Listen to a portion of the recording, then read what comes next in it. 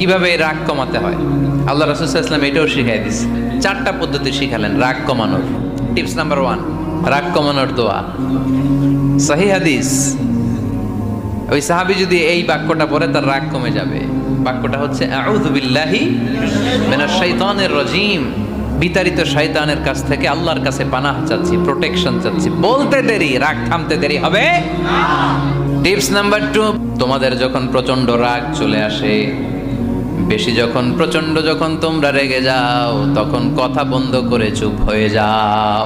3 number tips, lower your action, আপনার অ্যাকশনকে কমায় দেন। কিন্তু আমরা ওই সময় মারি ডাইরেক্ট অ্যাকশন। রাগের সময় আমরা কি করি? আল্লাহ রাসূল বললেন লোয়ার, মিনিমাইজ ইউর অ্যাকশন।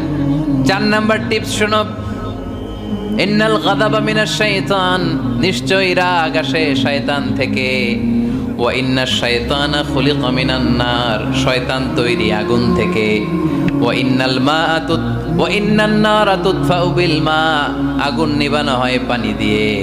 ফাইদা গাদিবা আহাদুকুম ফালিয়াতাওয়াদ্দা, তাই কারো যখন রাগ খুব বেড়ে যায় সে যেন ঠান্ডা পানি দিয়ে ওযু করে।